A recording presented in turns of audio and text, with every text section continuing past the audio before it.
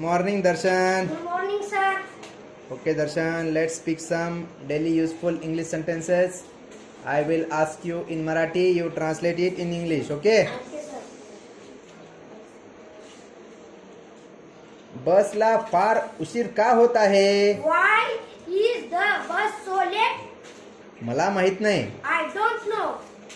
कोणती शाळा उत्तम आहे? Which school is best? किती पैसे तुम्ही कमवता? How much money do you earn? Very good. किती दिवसाकरता तू नागपूरला थांबलेला आहेस? How long have you been staying in Nagpur? Very good. Can मध्ये किती ऑइल आहे? How much oil is there in the can? जवळपास 7 लिटर. About 7 liter. तुम्ही बसची वाट पाहत आहे का?